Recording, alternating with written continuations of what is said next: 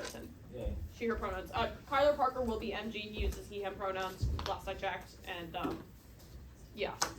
I'm Austin Gordon. I use he, him pronouns. I will be first and third for Gov. Lovely. I'm Campbell Langdon. Wait, go.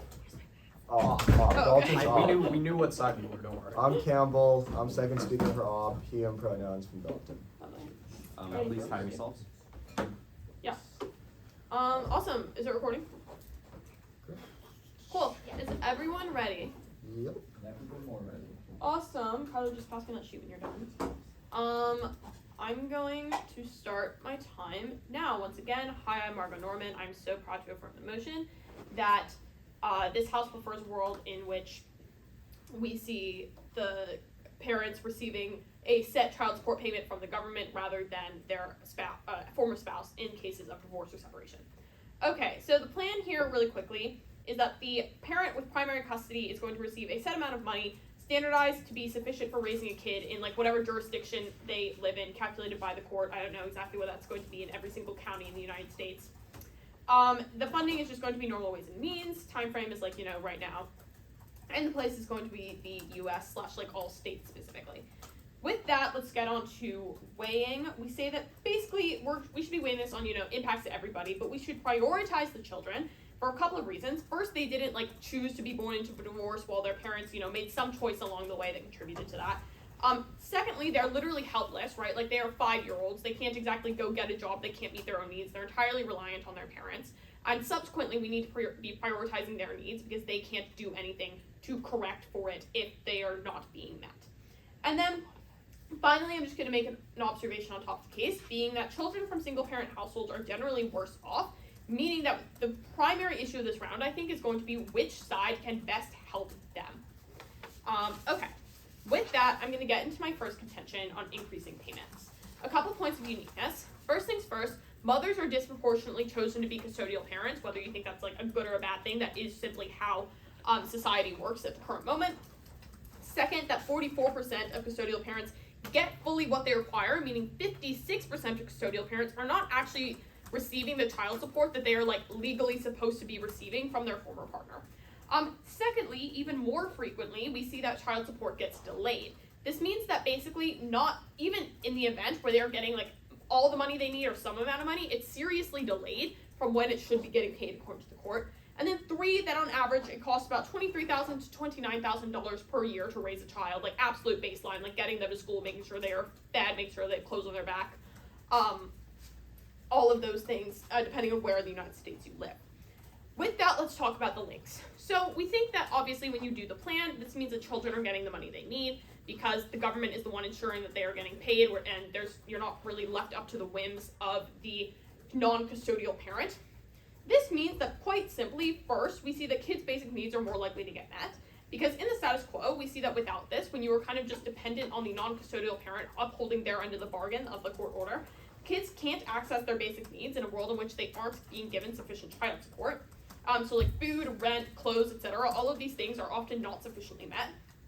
Second, on education, right? Obviously public school is free, but school supplies aren't. Transportation, to and from school is not. Babysitting kids after school isn't free, or getting them into aftercare in the world in which the custodial parent has to work. All of these things, that requires money. And then finally, we see that you also just see less parental conflict when kids' basic needs are getting met. So you have your parents arguing less in the presence of kids, which basically, and this is our second mechanism, or impact, I guess, less parental conflict. You see no arguing over support, which means that kids are generally, not caught in the middle of your mother is a not very nice word, she is spending all the money improperly, or your dad's such a jerk, he's not giving me the money that I need. And then 3, crucially, we see that people are no longer beholden to their abuser. So in cases where divorce or separation was created by abuse or as a consequence of abuse, we see that in the status quo, people have to still get child support from their abusers. They still have to have this abusive, manipulative, bad person giving them money, and they are largely often reliant on this money to, meet the basic needs of their children. We see that in the world of the government, they are financially free from their abuser, having 2 main impacts. One, and we no longer see that the abuser can withhold child support to get what they want. They can't continue financially abusing them. But secondly, there's the psychological impact to parents and children, they're no longer financially like beholden to their abuser. They can be financially free, which just kind of increases their happiness, their autonomy, their probably positive parenting. That's a better environment for a kid to grow up in. The impacts here are just, first, we solve for kids from single parent households being worse off for the most part. Secondly, we solve for abuse. Third, we think that in a world in which you see that kids' needs are being met, we see fewer kids are going into foster care because 20% of children in the foster care system are children of divorce or separation, which means that we can largely solve for Wait, that. POC. Sorry, can you just like quickly re-explain the link from like why there are less kids in foster care? Yeah. So what we're saying is that in instances where children are entering foster care because of insufficient needs being met, because what we're explaining is that kids aren't getting their needs met oftentimes. Okay, thanks. Okay, I'm at 4:50. I'm going to start my time now. So basically, we just see fewer kids entering the foster care system as a result of that, which is lessening the burden on that system, making it better for like these kids, but also kind of broadly everyone stuck in that system. And then finally, we see it specifically helps increase like autonomy of single parents, especially like single mothers who are more likely to be paid less and also more likely to be like stuck raising children that they don't get sufficient financial support to do.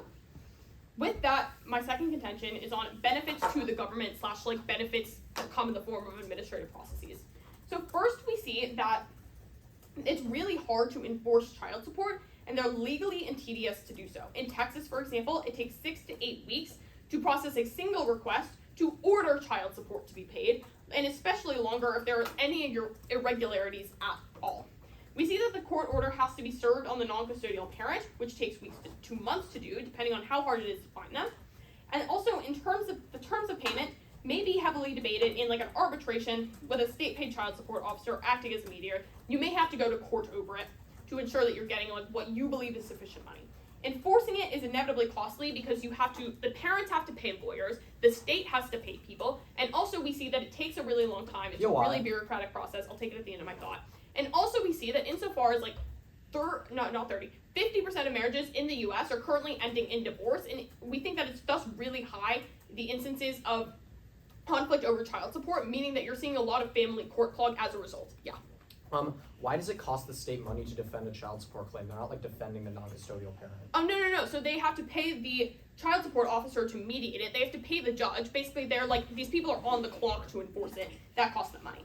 So when we do the plan, we kind of just take this away entirely because you're no longer disputing like the child support amount. Meaning you first save the state money, which like saves you taxpayer dollars. You can reallocate that more efficiently. But importantly, we reduce court clog in the form of family court, which is going to reduce the delayed service that you see for these people. It reduces delayed justice in other forms of court because you can reallocate resources within the justice system, and you see that you get better quality of justice without court clog because you see less incentive to just get it over with. So proud to propose.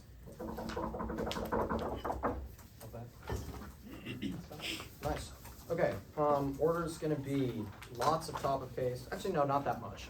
Top of case, OPCO, in order.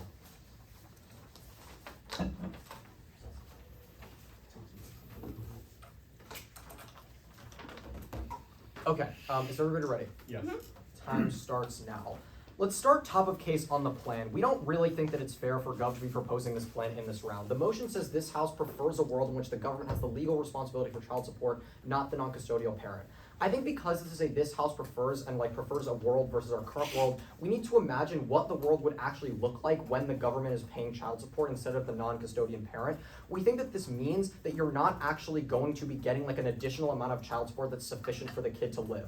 Why is this not the case? We think this is the case because governments don't give enough money for all children to live, and there's no reason logically why the government would be subsidizing the lives, education, health, food, shelter of all of the kids that are children of divorce, but not all of the kids that are not children of divorce, or are single parent households in which the parents were never married. It just doesn't make sense that there would be such like a strong child support policy for only one really small group of people. How do we think that the world is actually going to operate when we're considering how governments are going to act? We think that what this means is that the parents and the families get the exact same amount of money that they would be getting in the status quo. In the status quo, child support is paid such that the family to support the kids has the same amount of money that they did before the divorce. So if before the divorce, each parent was making $30,000 and they had basically the way it would just work is if each parent, if the parent who divorces, the non-custodial parent, was spending like $10,000 on child support during the marriage, then afterwards they would be ordered to pay $10,000 in child support. Basically, the amount of money that the kids have before the divorce and after the divorce stays exactly the same in the status quo. We think that it has to work the same way in this world, except now the government is going to be providing that money rather than the non-custodial parent. We just want to make it really clear that the kids and the family aren't getting any extra money on top of what they would have in the status quo. Yes. Considering that the average cost to raise a child is $23,000, and that's well below median wage, don't you think our policy is actually under what you're saying?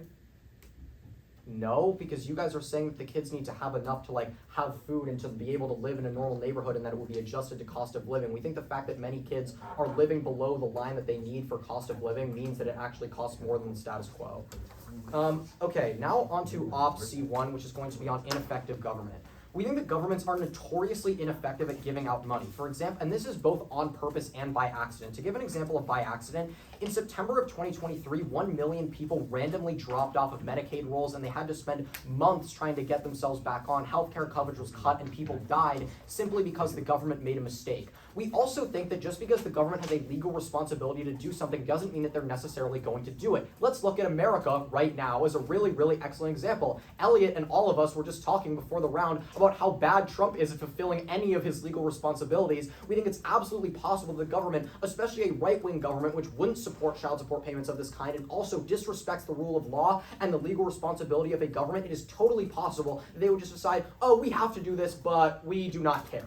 This is an absolute possibility. We think that even though enforcement is really, really difficult on non-custodial parents, it's way, way harder on the government. It does take a long time and it does cost a lot of money to serve up a court order on somebody, but it costs way more money and takes way more time to fight the government in court, the lawyers that they hire out of the top law schools in America, and the massive legal engine that is the Department of Justice. It is almost impossible, no thank you, to get money from the government when they don't want to give it to you. You are basically fighting an uphill battle against one of, if not the most powerful institutions in the entire world. Governments can choose and accidentally remove all of your child support payments, and there is essentially nothing that you will be able to do about it. This impact is so much greater above all on minority groups in society and those in lower socioeconomic classes. We saw that in the example of Medicaid, of random Medicaid removals, it was most likely to be Black and Latino people who dropped off of those Medicaid rolls. And we think it would be exactly the same with child support payments, that racial minorities, people that have been discriminated against for hundreds of years, would be the ones getting shafted and losing all of their money. The impacts of this are twofold. Firstly, it's really, really bad for kids because they're not going to get the child support payments they need, and it's also really bad for minorities because those are the people that are going to be affected the most.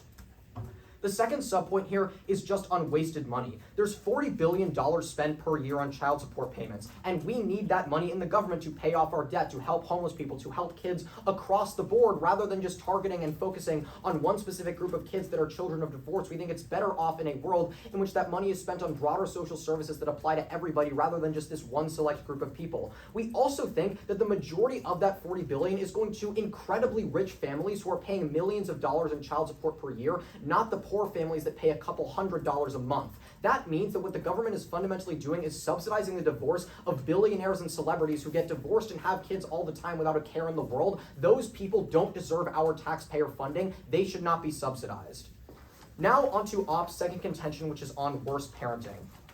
We think that child support quite literally means that you are investing in your kid's life. You are spending money on them, and we think that people naturally care more about things that they put money into. We think that if a parent is attached to their child by this financial mission, then we think that they are naturally forced to put a little bit more effort into them and care about them. Otherwise, they can kind of just decide, oh, I don't care about this person at all. I don't have to pay for them. I don't have to be involved with them at all. But we think that if you're spending money on your kid, if you're literally investing in your future, yeah.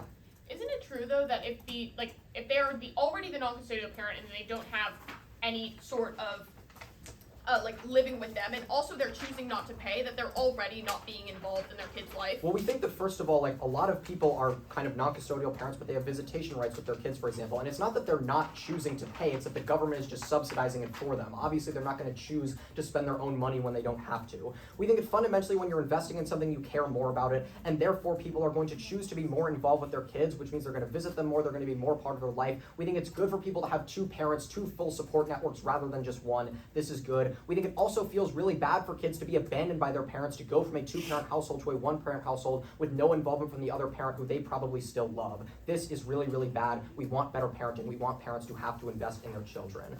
But now onto Gov's first contention. We think that most of this is just cut out of the debate when you realize that their plan is fundamentally unfair. The only real link that's going to hold up in this contention is the fact that, that many people aren't getting full child support payments in the status quo from the non-custodial parent. But we think that you can look at a lot of our case where you're seeing that it's also probably going to happen in a very similar manner with the government. We also think this 56% stat is somewhat skewed. We looked at a very similar thing in prep, and we think it is often skewed by non-marriage and informal agreements where people are supposed to provide like payments, but that could be from child support from somebody who wasn't married before. We think this is pretty important. Then onto the consequences of abuse point, we think that there are two key turns here. First of all, we think that it actually feels really good for victims of abuse to be able to take money away from their abusers and actively make their life worse. Letting them get off scot-free is not going to feel good. And then the second turn here is we think that you see more abuse in marriages when people see that they can divorce from the marriage and then never have to pay any money or be involved with the kid. We think that makes people more likely to actually abuse their spouses, which is obviously really terrible for all the reasons that Gov explains.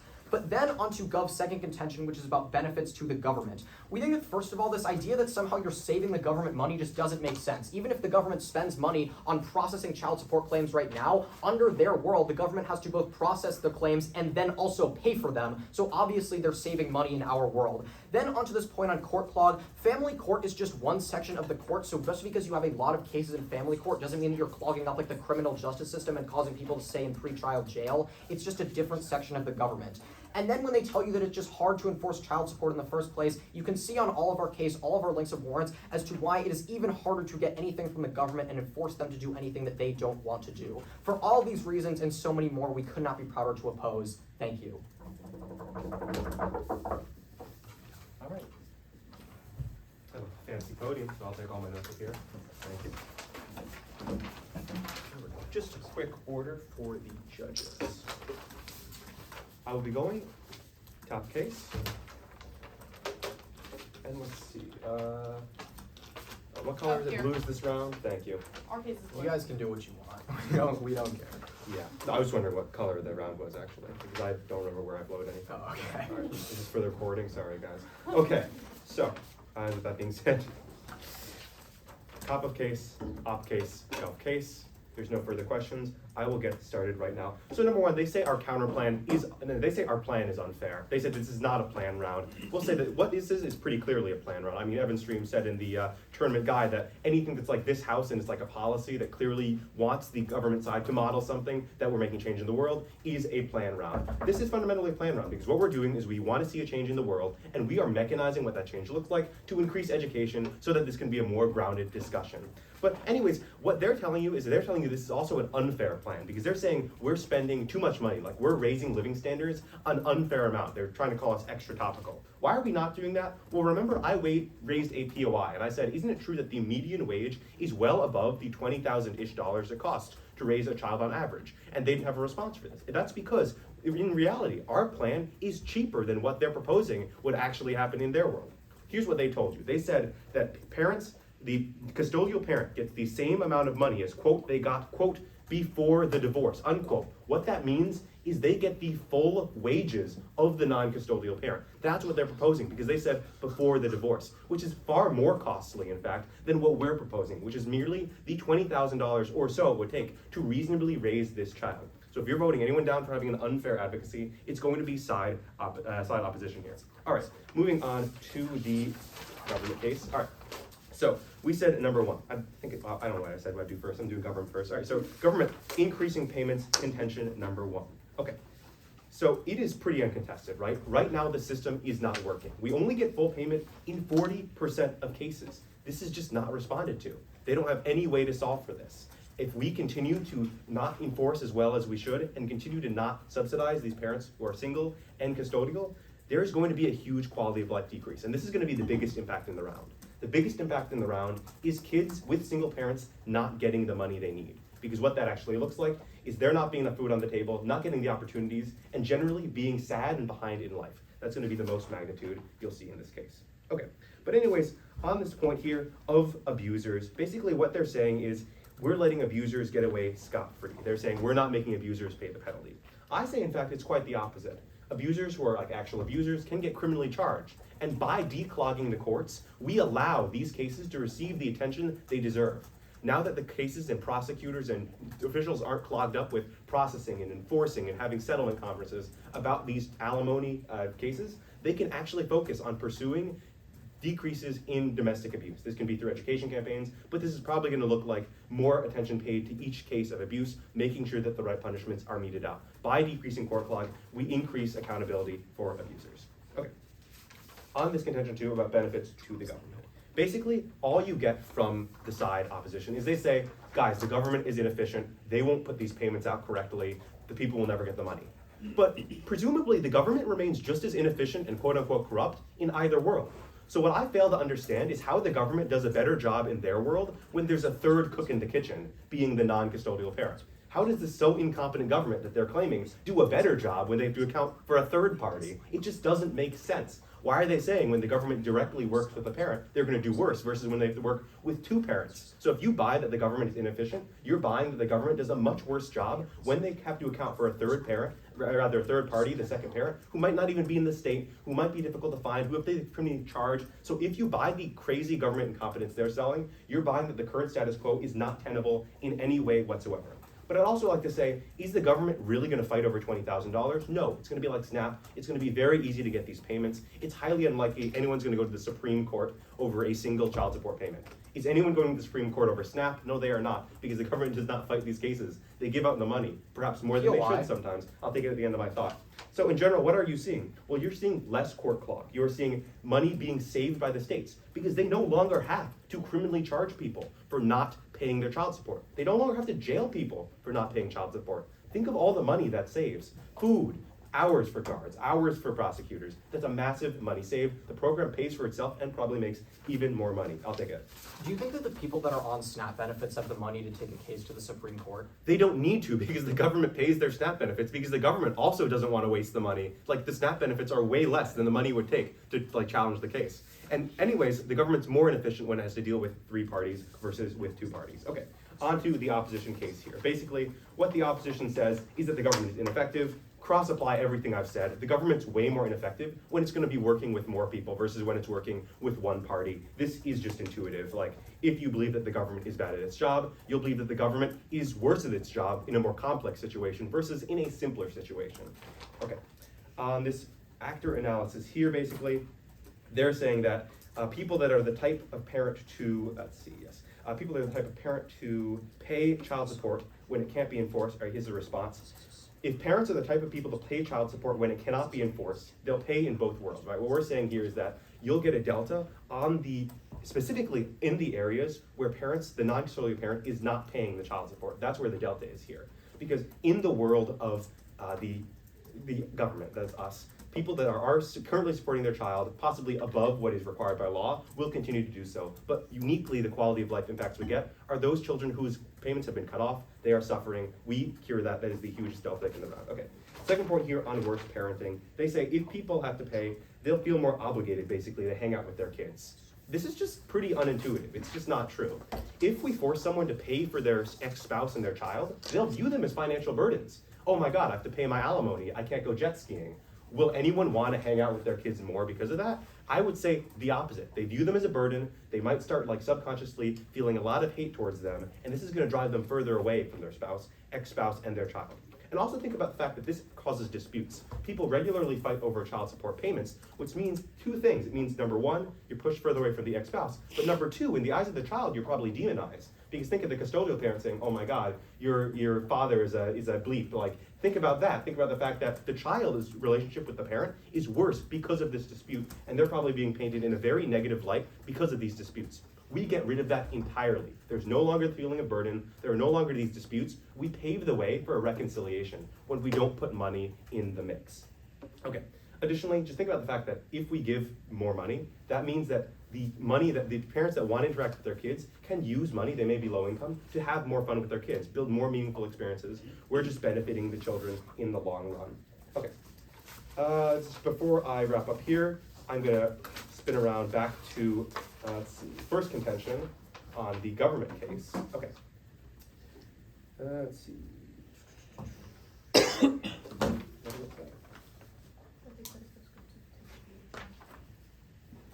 Oh, okay. Let's see. So I think it's better to, there's some divorce rates. Yeah, if divorce rates increase, that's more abuse escape. Okay, I understand the point here. The point here is that when we give parents the ability to divorce their spouses that may be abusing them, we get more divorce rates, we get more escape from abusive relationships. Because we allow people to divorce without fear of payments being cut off, because it's very hard to enforce, it's very costly, and even if you file, it takes months that you're not gonna have money to see results. So people will escape their abusive relationships more because they're not afraid of going long periods of time without getting any support at all. Thus, we solve abuse even more. So, thank you. Just remember, guys, you're not allowed to talk to your partner. I didn't realize that, I'm sorry. Yeah, no, it's fine. Yeah, it's new for this tournament. It's Oh, like really? It's a thing Yeah. for this tournament to prevent cross teaming, or like whatever. Tag teaming? Tag teaming, sorry.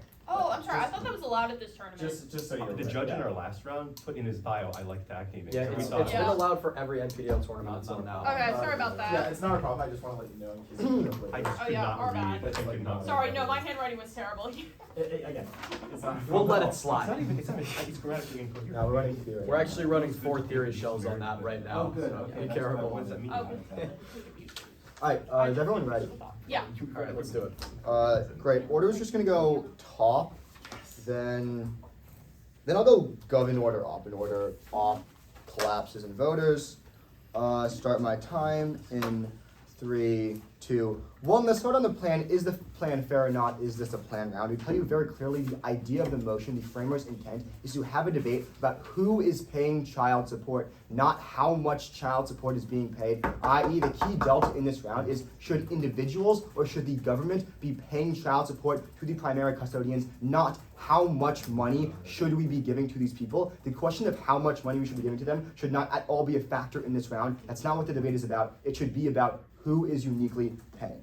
Secondly, on this idea about how like somehow Gov plan is cheaper because their entire salaries would be going to child support. I don't know, it's just like isn't true. Like in the status quo, people don't give their entire salaries to child support. Like what Austin was saying was that the average individual doesn't pay $23,000 a year in child support. It's way, way less than that because the amount of child support you pay is proportional to like what percentage of your income you put into your child prior to the divorce. So like, I don't know, I make $50,000 a year and before the divorce, I spent $5,000 a year on my kid. I would continue to pay $5,000 a year in child support after the divorce. That's all he was saying. Kind of got misinterpreted there, but just to clear things up.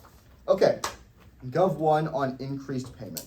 First, I want to just flow through and extend a few arguments that the MG clean drops. One, on this idea of like how many people don't get child support payment. Austin tells you this like 56% stat is really, really, really skewed because it's also counting people who are single parents not from divorce, but like, I don't know, they just had sex once and didn't get married and then had a kid. So insofar as that goes clean drop, what we see is that the impact Gov is solving for is much, much, much smaller when the majority of people who are living in single parent households aren't having their parents like be divorced and have been married at some point. It's rather situations where parents just never were married in the first place and just like hooked up once and then had a kid. Next, on this idea of like how OP has no solvency, we tell you OP doesn't need to solve. We just need to prove that Gov has it worse than OP, and insofar as we meet that burden, we can still win. Next, on this turn of abuse, the MG response on the idea about how like it feels good to take things away. They say that like actually you can criminally charge them in their world, and like the courts aren't clogged. I have 2 separate layers of response. First, I tell you that people aren't going to be criminally charged to an increased extent because the reason why abusees don't actually prosecute their abusers isn't because like they necessarily need financial obligations all the time. A lot of it's like, I don't know, manipulation. A lot of it's fear. A lot of it's other factors, societal pressures that aren't just this one unique thing. Just because you get rid of this doesn't mean that all of a sudden like everybody charges all of their abusers. Secondly, on this idea of how like the court unclogs, this just like isn't how courts work. Like, I don't know, if I unclog the entire like family section of court, it doesn't mean like all parts and all other sections in the American legal system suddenly all of a sudden become unclogged. So even if you buy Gov's advocacy here, even if you buy that the entire family court gets unclogged entirely, it still doesn't matter because the criminal court is unclogged. It's not that same thing. This doesn't actually increase efficiency. Yes. So if the criminal, if family court generally gets unclogged, though, wouldn't you say that it's very easy to use those courtrooms for different cases, have those judges do different cases, have those bailiffs No, do because different generally cases? how courthouses are structured is usually like roughly 1 or 2 sections. Like, I don't know, this is true in New York. 1 or 2 sections that are dedicated to family courts that are always going to be dedicated to family courts. It's not like you can get rid of family court entirely just because there are fewer cases. In either world, these things still have to exist. But what I really want to highlight here is Austin's second turn that goes clean conceded by the second Gov speaker. He tells you that there's going to be comparatively more abuse in a government world because without child support, people are comparatively less de-incentivized to commit abuse because they aren't worried about paying child support after divorce. That turn goes clean drop. You're buying there's more abuse in a Gov world. I'll get onto that in just a second. Lastly, on Gov 1, about how like there's more escape from divorce. Cross-apply what I told you earlier about how like financial reasons aren't the only reason that people like to stay in abusive relationships. A lot of it's like manipulation or fear or other factors like that. On Gov 2, about how this is like beneficial to the Gov. They read this response here that like the government's probably going to be bad in either world, and they cross-apply it a lot over the case. But it's like the government's going to be comparatively worse in an op world because like you're dealing with more parties. Our response to this is the incentive analysis is stronger. What do I mean? What I mean is that the government has a comparatively larger incentive to like track somebody down to make them pay child support than to pay child support themselves. Obviously, like the government doesn't want to give out money if it can not do so, and comparatively, it's more likely to do something where they don't have to pay, they can make somebody else pay. No, thank you, I have a lot to get through. Secondly, on how it's like on this idea like governments are always going to give out payments because it's like a small amount of money, like $20,000. I don't know, they just completely concede all the examples Austin gives you about like Medicare and Medicaid, how governments just objectively don't do this all the time. There's a lot of instances where governments kind of just do whatever they want, where they don't, I don't know, pay $20,000 even if it's not a lot of money for them. It's just like isn't accurate, and they don't respond to Austin's examples as to why. Cross-apply what I told you earlier about how like sections of court are going to exist in either world, so they don't actually declog the entire court system. Next, on the first opposition argument about how like it's the government's going to be bad at efficiency. First, they cross-apply what I told you earlier about how government's going to be comparatively worse when there are more people. We tell you that, cross-apply what I told you earlier, there's more of an incentive for government to track down other individuals rather than pay it themselves. So comparatively, governments are going to be more likely to hunt down, I know there's like industries for this, hunt down people to pay their child supports than there are to like just pay child supports themselves. Next, on this idea how like this is only in instances where the parents aren't paying. Again, I want to make it very clear, the stats I gave you earlier about like 44% are not entirely accurate, since this doesn't take into account parents who never got married in the first place. But now what I want to talk about is the clean drop second subpoint on our first contention, and a lot of other dropped warrants. I'm going to extend them in my speech. First, on this example of America in the status quo, Austin reads to you that especially for right-wing governments, they're not going to want to pay child support. They're going to like purposefully not do this, and they tell you they can accidentally not do this. Neither of these warrants are adequately responded to, insofar as governments can both accidentally and purposefully not pay child support, and neither of those facts ever gets responded to by the government. Like, they don't actually have any defense here on this argument. They tell you that they don't respond to the fact that it's going to have the largest impact on minority groups, and how the governments are comparatively more likely to, like, I don't know, disenfranchise minority groups. And they don't respond to at all the second subpoint about wasted money, about how $40 billion, which is the estimated cost of paying this, is going to be a lot of money, and there's way better things we can do with this. If we can prove to you that this $40 billion is better spent elsewhere on general social services, it's always going to be an op ballot there. Okay, now on op 2 on worst parenting. Their response here is basically like people are going to view their kids as a burden instead of, I don't know, like an investment. But I just like don't think this is true. Like in either world, parents are still like paying for their kids' stuff. I don't think like my dad thinks I'm a burden, or maybe he sometimes does, but not because he has to financially provide for me. I just like don't think that's an accurate characterization of how parents think of their kids when they have to financially provide for them. Like, just no. Next, on this idea of conflict, we think conflict is pretty non-unique because in instances of divorce where there's prime custodial like guardianship, we think there's always going to be some degree of conflict. There's always going to be something that happened that led to animosity between the two parents. Conflict is always going to exist in either world. And then the last response is that they're going to get like more money in a government world, which is contradictory to what they said top of case. But again, don't buy this. Don't buy their plan. It's not fair. At the end of the day, where are the cleanest places to vote off? I think one of the cleanest places is on Austin's turn for abuse. If you buy more abuse, you're always going to be voting off there. And secondly, we tell you that insofar as governments are comparatively less likely to give child support, especially to minorities and disenfranchised groups, that's always going to be the worst net harm. Thus, I urge a neg ballot. Okay. Is everybody ready? Can you give me like 20 seconds? Yes, I can.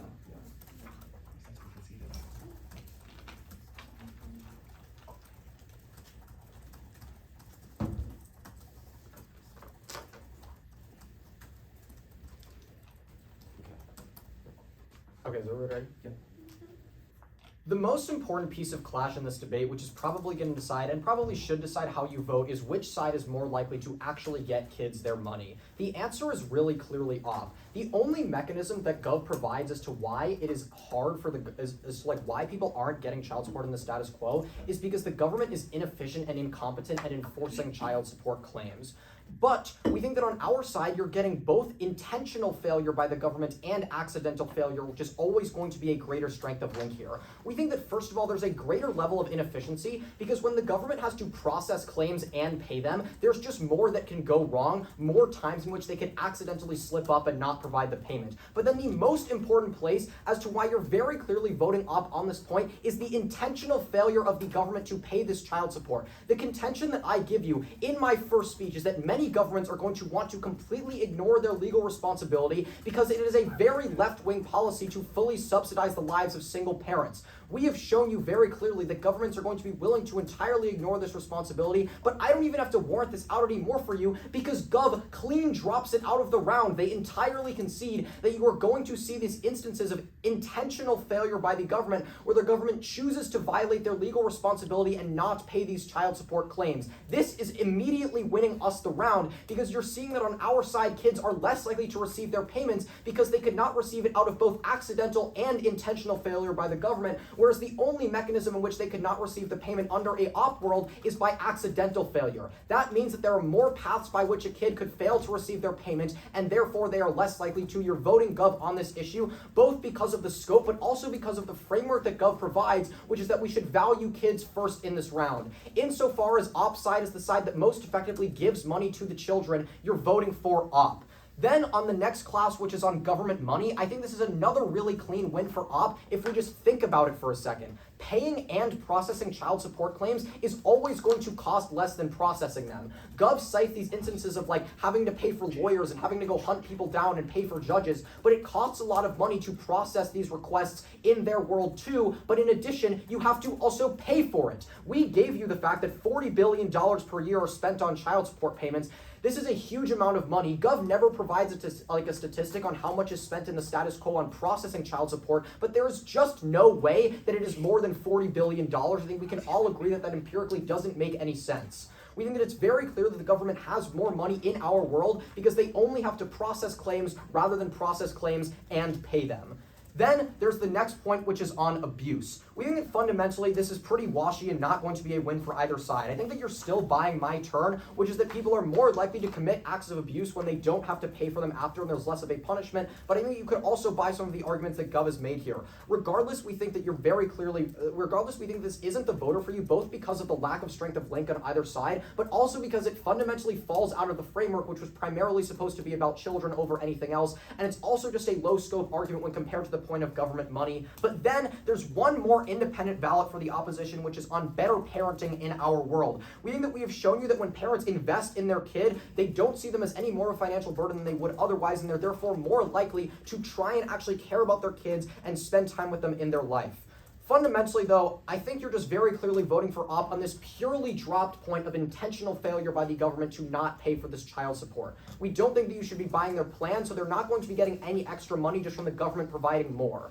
Fundamentally, on op side, kids are more likely to get their money because the government, in the government world, the government can intentionally not give it to them, and people have absolutely no ability to fight the government. The reason why people don't go to the Supreme Court for SNAP isn't because they don't get their benefits, but it's because they can't pay and the government knows it, and it would be exactly the same with child support payments. For all these reasons, could not be prouder to oppose. Thank you. All right. Let me get a sip of water. Can you use my phone? Thank you. Are the judges ready? Yep. Okay, order is going to be largely off-flow, but plan overviews, comparison of worlds, in case you want to flow that in different places. I'm going to start my time now. On the plan debate, I think that, we're pretty cleanly winning this, but basically, even, the tournament organizers tell us that if it is a policy that would be enacted, i.e., a policy of the government paying for it versus the policy of parents paying for it, we get a plan. We're allowed a model here. They are opting a plan that they wrote. I want you to, analyze that when you're looking at what they said. we have a reasonable, less costly plan that we also make up the money of because you don't have to pay court workers' wages as much as you do like 23,000 divided by 2 for everyone. We think that we're pretty clearly winning that. Also, like, we get fiat on enforcement. Again, this is policy. Point of order. Yeah. The fiat argument's new, I think. I think Kyler made it, and like it's a plan, so we get enforcement. We'll but- continue. I just don't think. Analysis of fiat I thought was new, but judge's discretion. Okay. Yeah. Maybe I had it written down. He didn't say it. My bad. I am gonna start my time now. Okay. I'm gonna go over 3 things that I think we have to prove to you to win the round, and go over why I think we've proven them to you first. First, I think we have to prove to you that child support gets paid. One, we explained to you that it's like SNAP, and like there would be public outcry. We would know if SNAP pretty regularly wasn't getting paid, but I think that's because SNAP is generally viewed as like a really positive program, because WIC is generally viewed as a really positive program that does help families. This is really akin to WIC. If that's getting paid, then I think this is also getting paid. But second, on the like incentive of the government analysis, we explained to you that it is a lot cheaper to pay this than it is for them to pay mediators, pay arbitrators, like wages for like 2 months of their life from that 8-week statistic that we give you, just for like dealing with these court cases. It ends up coming out to be cheaper. But then they say that like, well, the government, it's like better for them to pay someone to track them. First, I say government doesn't want to pay someone to track them in the status quo, so it's not getting paid. And then B, court clog means that like they can't enforce it right now, meaning we outweigh on the incentive because parents aren't paying because it can't get enforced, because right now, due to court clog, it is literally impossible to enforce it. At the point at which the government is solving for this mechanism, because in the status quo, it's impossible to enforce child payment, and in our world, it is possible to enforce child payment. Because of the dropped analysis, that you see the same like percentage of kids getting paid from their parent in either world, because if a parent is going to pay child support knowing it can't be enforced, then they probably care enough about their kid to also do it in the other world to make sure their kid is taken care of. The delta in this round is happening for the kids who they weren't getting child support before, they are getting it now. Even if you don't buy 100% solvency, you're buying some solvency because it's not like everyone dropped off of Medicare. Like, most stayed on. You are buying solvency for those kids at the point at which the world is not becoming worse, but those, like, that percentage of children's lives are improving. We're winning here. Second, they talk about how, I think we need to prove to you that kids are better off in our world. And I think that we proved that just on that comparative, on the incentive analysis that does get dropped in the block. On why people who don't pay because they can get away with it, and how in our world it literally can't be enforced. I mean, people who are paying keep paying, the people who aren't paying keep not paying, but the kids whose parents weren't paying do get some money, at least some percentage of them does, at ops highest ground. We're winning there. 3, we have to prove to you that I think that court clog will be resolved, but we tell you that it will be because they'll just reallocate resources, right? Like, even if you write family court on a building, that doesn't mean you can't take it down. That doesn't mean you can't do family ampersand criminal court, right? We don't think that things are set in stone. You can change things. Even if our solvency is limited, because we are to some degree solving for, first of all, the reason you can't enforce child support in the first place, and then second of all, we get some limited solvency, some solvency on reducing the court clog. We think that you more quickly get cases processed, which helps everybody because it means justice gets served. People don't keep getting stressed out, keep paying, retaining their lawyers, all of these things, and especially in the cases of the families where their children are suffering because they aren't getting child support and they can't get enough, and even if they do take it to court, we mean this means that you're solving for these kids too. Okay, now on to the off voters. They give you 2 voters. First, they talk about kids. Again, they don't really respond to the analysis that Kyler gives you, that if parents don't love their kids and they still pay child support, first of all, then you're just seeing them as a burden. But second of all, they drop the analysis that parents who don't want to pay child support basically don't have to, so their argument doesn't work. But also, we say that if you aren't the custodial parent, there's a reason, so you probably do see your kid as a burden, and they're saying just no, doesn't work here. Second, on intentional failure, Campbell ignores our analysis that kids symmetrically get it from parents who voluntarily provide it in either world. But also, we think that because we are taking out the issue that means you can't enforce it, then you're not really seeing the issue of intentional failure. And again, it costs more money to arbitrate than it does to enforce because you have to pay these people really high salaries, judges get paid a lot, versus just paying below the median wage, half of that per year. Then on to why are you voting Gov? First, I think you're voting Gov on victims of abuse, on Kyler's turn about how because divorce rates go up, you make it easier to leave abuse. This is really making kids' lives better. Then I think you're voting on the education, all the impacts to kids who weren't having their basic needs met, who we've proven now have their basic needs met, and court clog. For all these reasons, so proud to propose.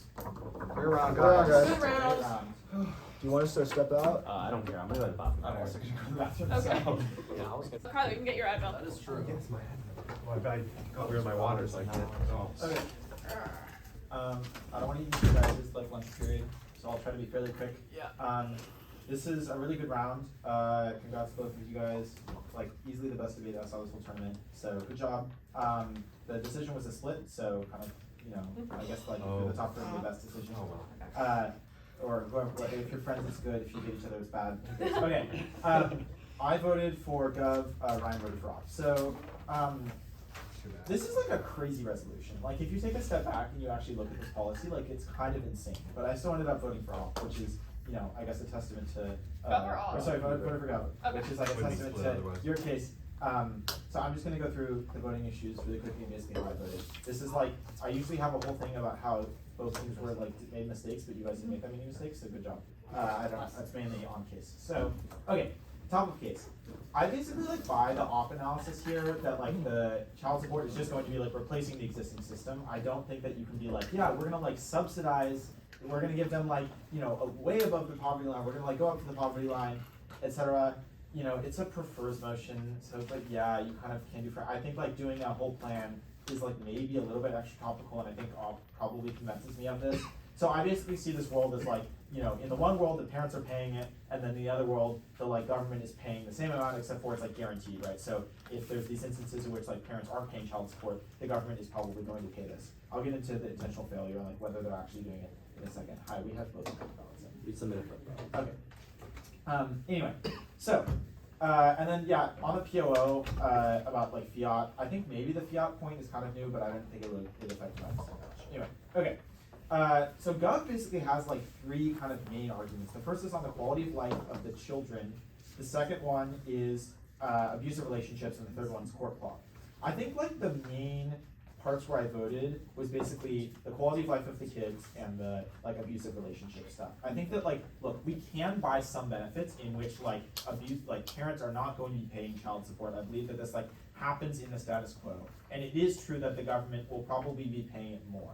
I think this gets into an intentional failure, which I talk about later, but I just like I don't think you guys do enough probability weighing here as to just like prove to me why the government is like going to do these other policies like SNAP and food stamps and like I don't know, Social Security, but then if we like implement this policy, which, reasonably to kind of have a debate, we like need to implement the policy. Like, I don't believe that like the Trump administration is gonna be like, well, actually, never mind, like, we're just not gonna do this thing. I don't know how they would do that. I like don't have any mechanization here, so I can't really buy that as like an argument. Anyway, okay, so then I basically buy that like, yeah, the people are gonna pay more. I don't know if this 56% statistic is true. Maybe I do buy the argument that there's like some more, like part of the statistic is, a different case, but I don't see why this is that different because presumably that's like a very small amount of like the, if you're like had sex once and then like the child support, it's like less, or I don't know, I don't think this is like a huge impact and I don't see why this would be a huge percentage of the cases. So in either world, I do believe that there are like some instances in which the child is not getting money and in Gov world they do get money. Secondly, I think on the abusive relationships thing, I think this is a very clean win for the government team. I just think that like if you're in an abusive relationship and they give this argument which is never refuted about how it's usually the women who end up in custody, right? And I think that like in the status quo it's usually women who are on the subject of like these abusive relationships. Then it's probably true that it's easier to get out of an abusive relationship if you don't have to worry about whether your partner is going to pay child support and if you can just like forget them forever for the rest of your life and never have to interact with them, as opposed to if it's this like kind of constant battle. And so I do think this is like better for the parents, and so I think I'd also buy that. Court clog, I like bought this on Gov, but it wasn't impacted out at all, so I don't really like think it impacted my weighing that much. I do think that it is true that for courts, like you can like rename the court building. I don't think that they're gonna like have a bunch of empty child support courtrooms that just like never get used in this world. And I think that like Margot does a really good POI during the LOR that basically take this out and it says like, yeah, we can just like use the courtrooms for other things, and I think that's effective. But again, this wasn't impacted by you guys that much, so I don't really know how to weigh it.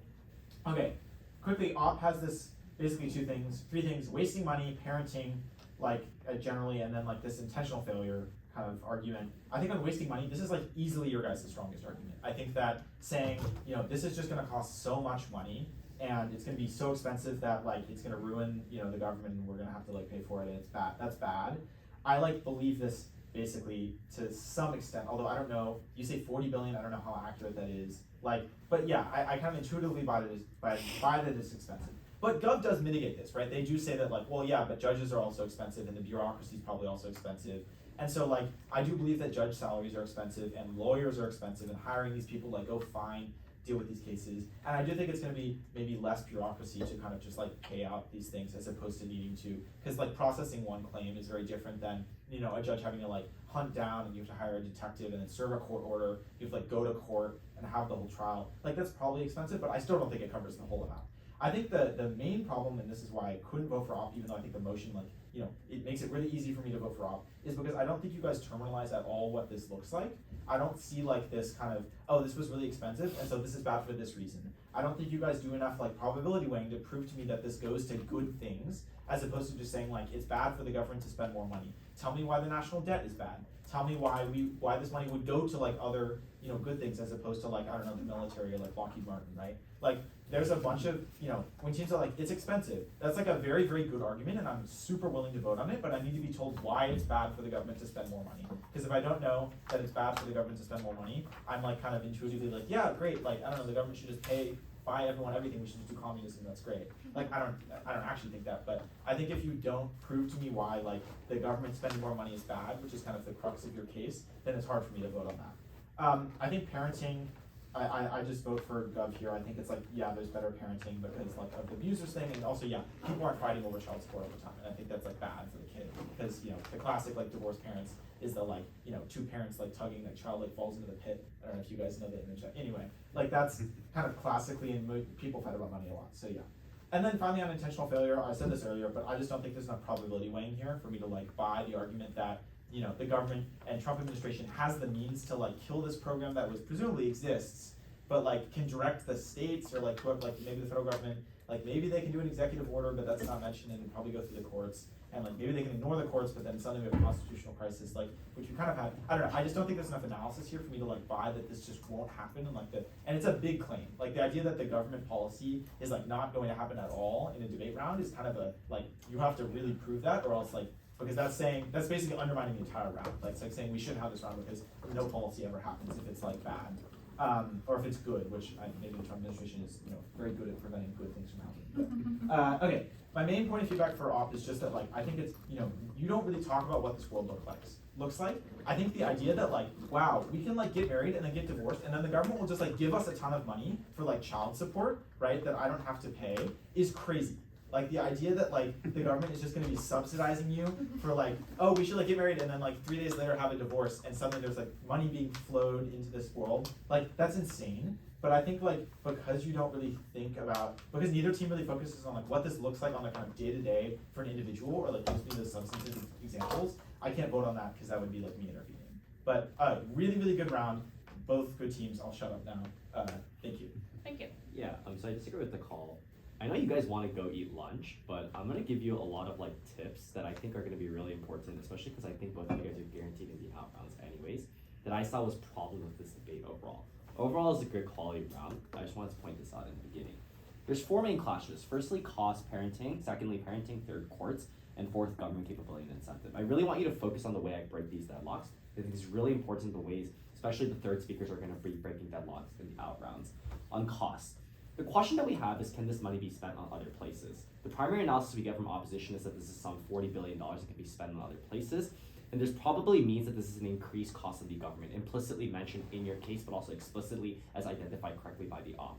I get that this costs more money, but I'm not actually sure, as Elliot points out, how much this $40 billion actually matters. So how impactful is this if we can spend it to other industries? I get that $40 billion is a lot of money, but in a debate, in a vacuum, this has no impact. So you have to really terminalize this impact, because government didn't actually sufficiently prove that taxpayers are paying for this and why they should pay for this. They just kind of sort of assert and dance around the idea that there's more money in the system, we're gonna get this money. In opposition, that you really have to tackle why this money is important and terminalize why this $40 billion matters more than anything else in the round, because this is obviously the strongest point in your case. So you guys win this idea of cost. I'm unsure how to weigh it to the other clashes. The second argument is about parenting. There's two main ideas of parenting. Abuse between each other, like parents, but secondly, parent-children relationship, which is the focus on. The first thing about abuse with each other, presumably if you're divorced, this creates a large disconnect in independence of who pays the bills. There's very little analysis on this anyways. But on parent-child relationship, this becomes relatively pretty important. The government says that children will be abused less by parents because children will get the money more and be self-sufficient. This is strongly contested by the opposition. Presumably, if you achieve this and they prove that this is true, maybe you're able to achieve government's arguments. However, the government's claim about children being abused or not depends on the efficacy of whether they achieve this money. So fundamentally, these are two independent arguments, and this argument about children being treated better is independent of the argument about whether children will get the money. So you can't conflate two arguments and say, oh, this other argument proves this, so we automatically reach these benefits. So this is something that you need to prove. Opposition claims that children will be treated better under their side because now parents are more attached to them and maybe given financial, because they're financially invested. Okay, look, maybe in logic, this is true in a debate world, but intuitively, I presume that parents are still emotionally invested in children, regardless if you financially invest in children from the first place. So I don't understand why this is the tipping point that financial independence or non-financial independence means that fundamentally children are going to be more incentivized to be emotionally connected towards parents. The conclusion I get from this clash is that both sides, children from divorced parents have not very good lives, unfortunately. I don't significantly buy that either side proves independently how parent-children relationship becomes better, other than opposition's claims that, look, if we get the money, we're going to be able to have these children become better. This largely becomes a wash. The third is on courts. I mean, government just easily conclusively wins this. I think op has pushback, but is largely mitigatory. I buy that courts are going to be less clogged. But the government falls into the same trap as the first clash. The same way opposition is unable to terminalize the $40 billion and why that matters, the government is unable to terminalize why this relative court unclogging actually matters. So if you're able to nuance this, and I know you guys made attempts we are able to criminally prosecute abusers more, but surely the reason why we don't prosecute abusers, as Ott mentioned, isn't because of court clogs. It is probably because of other exogenous factors like abuse or intimidation. Surely then, I'm unable to buy fully what the impacts are. So then this debate boils down to government capability and incentive. Unfortunately, this is just broadly the most important clash. Which side is more likely to give children money and money that matters? Government says it's because the government is inefficient to enforce this claim. Opposition says that there's intent and accidental issues in the first argument. So I just want to know one thing, and I think Elliot is correct on this. Presumably, if we live in a world where government offers to pay for this, your argument about Republican governments not wanting to pay this just doesn't work. Because the understanding, the implicit debate assumes that these governments are willing and have an intent to pay for it. You can't just say that, oh look, a Republican government might come in and not pay for it, because then this debate doesn't actually matter because these governments would have never afforded to pay for this in the first place. However, I buy mechanistically on opposition's case that government bureaucracies are broadly inefficient, implicitly mentioned in the various analysis that the opposition gives. This means it is impossible to guarantee these payments will be going to children on government's role or whether or not the money is adequate. Let's look at the government's claim. More parties is bad than one party. True, but courts are also there to distinguish how to get paid, how much to get paid, who to pay, and payment timelines, as initially outlined, and this is the big problems with the courts that existed on the government. Presumably then, governments need to do this with children as well, even if parents aren't directly involved. So it doesn't matter if you have 2 or 3 parties, this doesn't actually significantly increase the problem with the courts. So I'm unable to buy the fullest extent of the efficacy on the government's claim, while opposition's claims implicitly still stand on government bureaucracies. Government says kids need this money, so they will get this money, which is the final standing claim on the government bench. Opposition tangentially refute this by saying that, look, this will cost a lot of money, the initial clash about the $40 billion, and that they aren't guaranteed to be given this money anyways. And so for these reasons, I am more likely to buy that the governments are inefficient in their abilities to fully subsidize to the extent that the government brings, and fundamentally then I buy the opposition's case as a whole. The conclusion I want to give is that arguments need to be terminalized and impacted before they are weighed. I think a lot of times in this tournament people say, we create more benefits, we create more money, we create less clogging, but tell me why this matters and why this is more important than any other claims that the opposition gives. That's the only way you really make sure you win this round. Other than that, this was a really good round from you guys. Just make sure you hammer down on what you are winning, and I think you guys will do great in the tournament. Thank you. Thank you so much. Good round, guys. Good Good luck. round. Yeah. Great feedback. Have fun in our rounds. Yep. We'll try.